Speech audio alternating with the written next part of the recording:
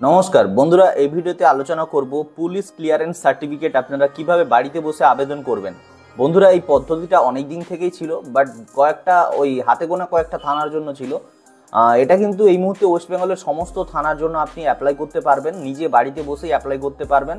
আরেকটা কথা বলে রাখি, যারা ফর্ম ফিল আপ করছেন, পোর্টালটা খুব সবে নতুন হয়েছে বা নতুন নতুন থানা অনেকগুলো অ্যাড করা হয়েছে, এখানে অনেক কিছু এখনও এরর আছে। আপনারা দয়া করে যারা চেষ্টা করছেন এখন আবেদন করার, আমি বলবো 3-4 দিন পরে ট্রাই করুন, কারণ এই মুহূর্তে পেমেন্টের অনেক ফেলিওর এরকম খবর আসছে যে পেমেন্ট করার পর আপনার টাকাটি কেটে যাচ্ছে, প্রসেসিং হয়ে থেকে যাচ্ছে, এমন ক্ষেত্রে ফেলডও হয়ে যাচ্ছে, রিফান্ড আসছে না। তো এই জন্য বলবো, সাইটটা যেহেতু নতুন, আপনারা কিছুদিন অপেক্ষা করে এটা ট্রাই করুন। আমি আজকের এই ভিডিওতে দেখাবো সম্পূর্ণ প্রসিডিওরটা, কিভাবে আপনারা আবেদন করবেন, কোন ওয়েবসাইটে যাবেন। তো চলুন শুরু করি। প্রথমে গুগল ক্রোম খুলে নেবেন। গুগল ক্রোম খোলার পর আপনারা লিখবেন পিসিসি, ঠিক আছে, জাস্ট পিসিসি লিখবেন, wb.gov.in, এরকম একটা পোর্টাল আছে, এই পোর্টালে আপনারা চলে যাবেন। দেখতে পাচ্ছেন বন্ধুরা, পিসিসি পোর্টালটি ওপেন হয়ে গেছে। এবার দেখুন, এখানে রয়েছে অ্যাপ্লাই ফর পিসিসি, ডান দিকে নিচে রয়েছে আরও একটা অপশন রয়েছে অ্যাপ্লাই ফর পিসিসি বা চেক অ্যাপ্লিকেশন স্ট্যাটাস। যে কোনো একটা জায়গায় ক্লিক করে আপনি কিন্তু আবেদন করতে পারবেন। তো চলুন আমি এটা শুরু করি। প্রথমে অ্যাপ্লাই ফর পিসিসিতে ক্লিক করব। অ্যাপ্লাই ফর পিসিসিতে ক্লিক করার পর আপনার একটা রেজিস্টার অপশান আসবে, যেখানে আপনার মোবাইল নাম্বার দিতে হবে। তো মোবাইল নাম্বার দেওয়ার আগে আপনাকে কিন্তু এই ঘরটাতে একবার টিক করে নিতে হবে, তারপর মোবাইল নাম্বারটি দিতে হবে। তো আমিও আমার নাম্বারটি দিয়ে নিই।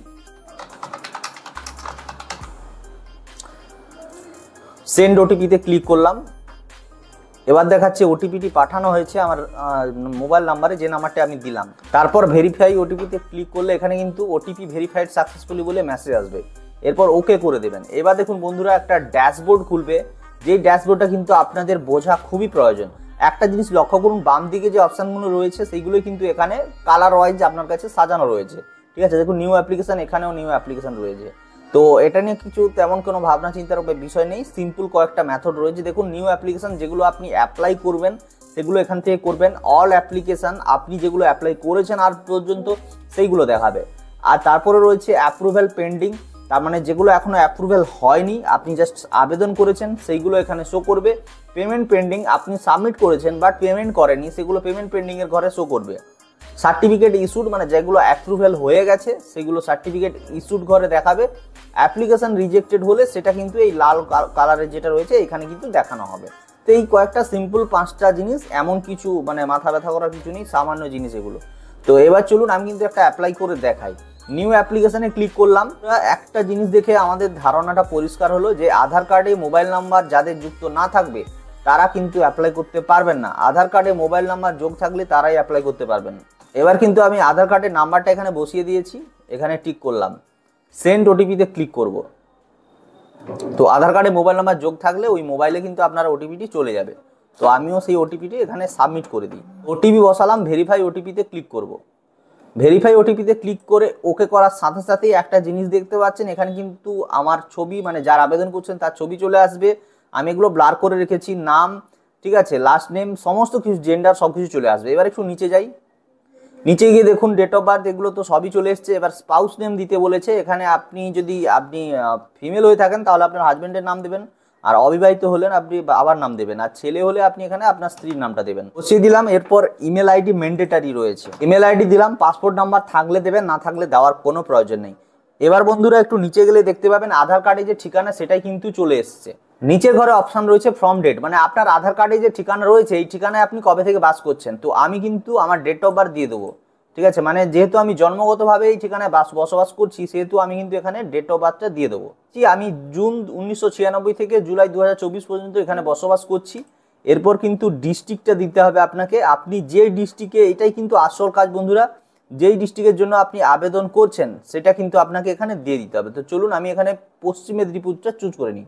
পশ্চিম মেদিনীপুর করলাম। আমি অ্যাপ্লাই করব যে থানার জন্য, আপনার যেটা থানা হবে সেটা আপনি এখানে এন্টার করবেন, ঠিক আছে। থানা দিলাম, ডিস্ট্রিক্ট দিলাম। এরপর প্রেজেন্ট অ্যাড্রেস আর পার্মানেন্ট অ্যাড্রেস সেম হলে এই ঘরটাতে একটা টিক দেবেন।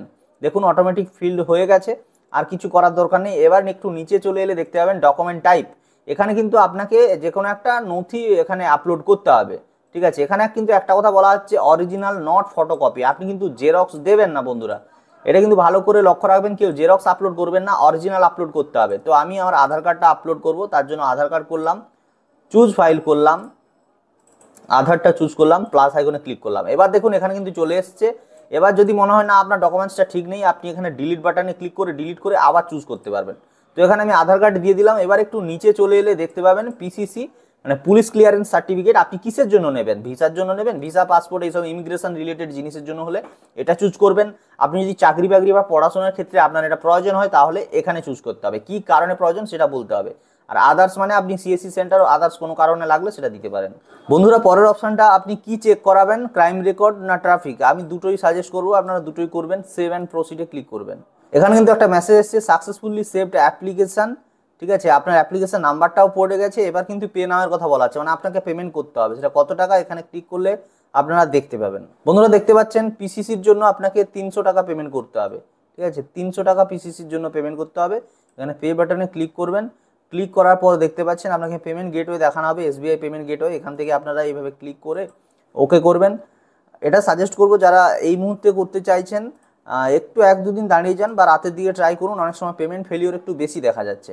ইউপিআই কিউআর কোডটা আমি সাজেস্ট করবো, পে নাও করবেন। করলে আপনার কিন্তু এখানে একটা কিউআর কোড দেখানো হবে, এখান থেকে আপনি পেমেন্ট করবেন।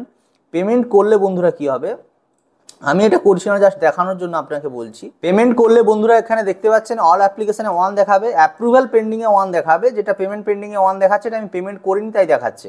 আমি যদি পেমেন্টটা করে দিই এখানে কিন্তু অ্যাপ্রুভাল পেন্ডিংয়ের ঘরে 1 চলে আসবে, এখানে 1 থাকবে।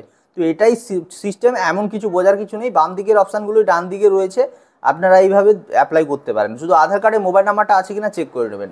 বন্ধুরা আশা করি ভিডিওটা ভালো লেগেছে। যদি ভালো লাগে একটা লাইক করবেন, কিছু বলার থাকলে নিচে কমেন্টে জানাবেন। যদি আমার চ্যানেল প্রথমবারের জন্য দেখছেন তাহলে দয়া করে সাবস্ক্রাইব করবেন, কারণ আমি এই সংক্রান্ত ভিডিও আনতে থাকি।